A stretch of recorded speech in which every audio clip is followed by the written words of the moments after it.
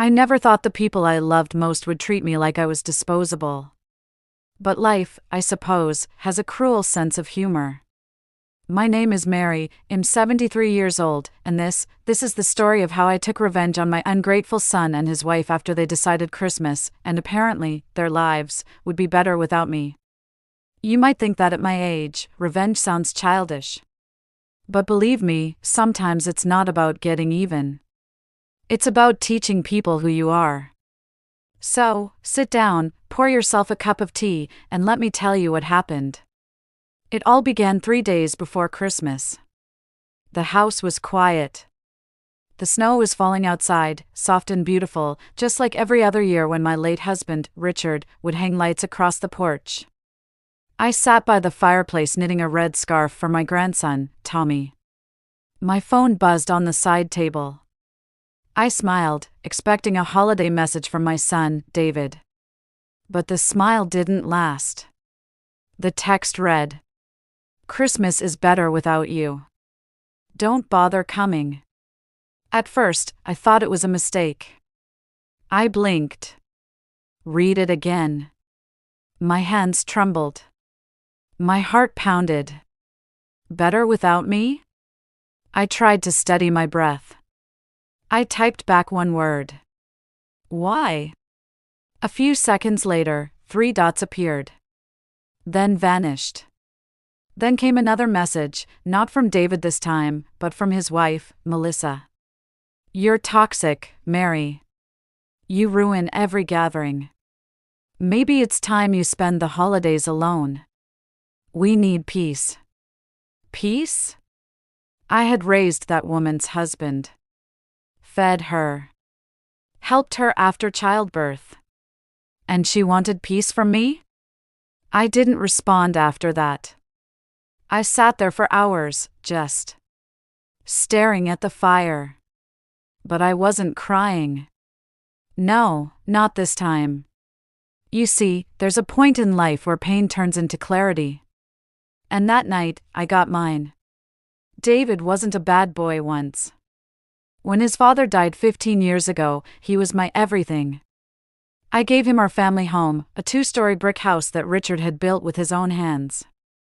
I said, "David, this house will always be yours. Just promise me one thing, keep the family close." And he did. For a while. Then Melissa entered his life. Beautiful, ambitious, and sharp-tongued. She always smiled sweetly in front of others, but behind closed doors? She had venom in her words. At first, I thought she just needed time to adjust. I even gave them money to renovate the kitchen. I transferred the house title to David's name for convenience, never imagining he'd turn against me. But slowly, I was pushed to the edge, literally. First, the guest room needed to become Tommy's playroom. Then I was asked to stay in the attic for a while so they could host guests. I didn't complain. I just smiled and moved upstairs. But this Christmas text was the final blow. They thought they could erase me. But they had forgotten one thing. The old lady they dismissed was the same woman who built everything they owned. After that message, I stayed silent for a full day. Then I typed back one word. Okay. That was it. I think Melissa must have laughed when she read it. I could almost hear her scoffing, "Finally, the old woman gets it." But they didn't realize that okay didn't mean surrender. It meant war. You see, I may be 73, but am not senile. Years ago, when Richard passed, I hired a lawyer to help manage our estate. I still had every document, every clause, every agreement, tucked safely away. Including one that would soon make their Christmas unforgettable. When I transferred the house to David, the lawyer had suggested a life estate clause, a legal term that meant I had the right to live there until I died, no matter whose name was on the deed. I never told David or Melissa about it. It wasn't out of mistrust, I just didn't think it mattered. But now? It mattered more than anything. That night, I pulled out my old file box from the closet. The papers were yellowed with age but still clear. I found the deed, the clause, and Richard's old handwritten note that said, "This house will always be Mary's home." The next morning, I called Mr. Peterson, my old lawyer, retired but still sharp as ever. He answered, half surprised, half delighted. "Mary? Good heavens! It's been years. What can I do for you?" I told him everything. Every word of that text. Every humiliation. He was quiet for a moment. Then he said, "They have no idea what they've done. Let me draft something. You'll have it by tomorrow." On Christmas Eve, I dressed up as if I were going to their party. A red coat, white gloves, hair neatly done. I looked like a grandmother ready for a joyful night. But instead of heading to their house, I walked to the law office. Mr. Peterson met me there with a folder. Inside were several documents. A revocation of occupancy notice, giving me back full control of the house. A motion to reclaim assets used in my name. And a letter addressed to David and Melissa, informing them that their continued residence in my home was now unauthorized. I smiled. It wasn't about money. It was about dignity. Mr. Peterson said gently, "Once this is delivered, things might get messy. Are you ready for that?" I looked him dead in the eye. "Mr. Peterson, I've been cleaning up other people's messes my entire life. It's about time someone else dealt with mine." That night, while they were hosting their big Christmas dinner, I called a courier and sent the envelope, beautifully wrapped in shiny red paper, with a card that read, "Merry Christmas. Love, Mom." It arrived at 7:15 p.m., right when they were opening presents. I know this because Melissa posted a photo online, a perfect family scene, everyone smiling around the tree. Then, 15 minutes later, she deleted it. Because she had opened my gift. Inside was the legal notice giving them 30 days to vacate my house. The next morning, my phone buzzed nonstop. "Mom, what is this? Are you crazy?" David's voice was trembling. I said calmly, "Merry Christmas, David. You told me Christmas was better without me. I'm simply giving you what you wanted." There was silence. Then Melissa grabbed the phone. "You can't do this. The house is in our name." I smiled. "Read the clause again, dear. I have lifetime rights. You, on the other hand, have 30 days to find new accommodations." Click. They didn't call again. But a week later, I got a letter. From their lawyer. The envelope was thick, stamped with a fancy logo. I opened it slowly, expecting threats. Instead, I found something familiar. It was my own lawyer's copy of the transfer deed. Apparently, their lawyer had tried to challenge it, but the court had already validated the clause years ago. In short, their lawyer's message boiled down to, my clients were unaware of this provision. We request a meeting to discuss options. Oh, I met them, all right. We met in a small downtown office, 1 week into the new year. Melissa arrived first, glaring daggers. David followed, avoiding eye contact. Their lawyer, a tall man in a gray suit, looked nervous. "Mrs. Henderson," he began, "my clients are willing to reach a compromise. Perhaps you could allow them to stay." I raised a hand. "No." He blinked.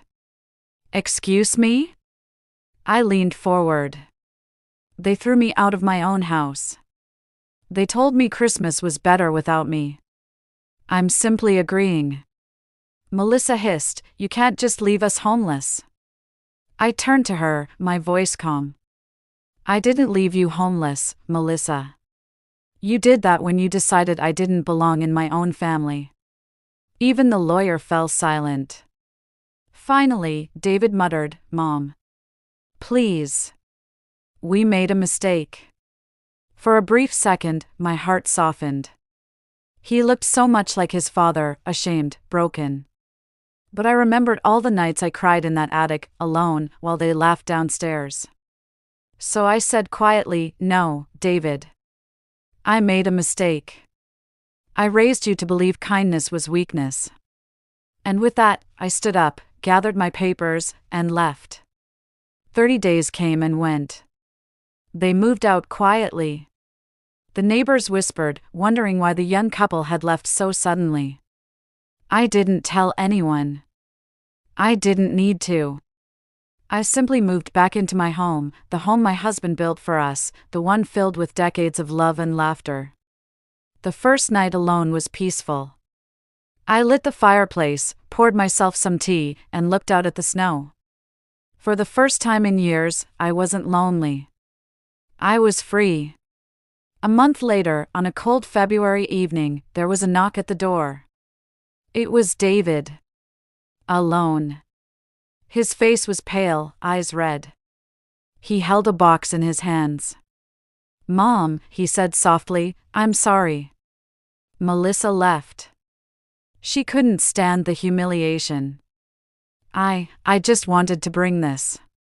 He handed me the box. Inside was the red scarf I'd knitted for Tommy. "He misses you," David said. "He keeps asking why Grandma doesn't come anymore." For a long moment, I didn't say anything. Then I sighed. "Come in, David." We sat by the fire in silence. He apologized over and over. I didn't interrupt. I just listened. Finally, I said, "You know, David, forgiveness doesn't erase what happened. But it can stop it from spreading." He nodded, tears streaming down. "Can we start over?" I looked at the fire, the warm glow flickering on his face, and said softly, "Maybe. But this time, you'll have to earn it." It's been a year since that text. David and I talk often now, but things will never be quite the same, and that's okay. He's learning to value people again, not possessions. Melissa? She never reached out. I heard she remarried and moved out of state. Good riddance. As for me, I've turned the old attic into my art studio. I paint every day, mostly winter landscapes and family portraits. Sometimes Tommy visits, and we bake cookies together. Last Christmas, he looked up at me and said, "Grandma, Christmas is better with you." I laughed so hard I cried. If you've listened this far, maybe you're wondering, was it revenge or justice? Maybe it was both. People think old age makes you weak. But what they forget is that time doesn't dull your mind, it sharpens your instincts. So when someone tells you you're not needed anymore, don't cry. Don't beg. Just say okay. And let time, truth, and a good lawyer do the rest. Because sometimes, the sweetest revenge is peace.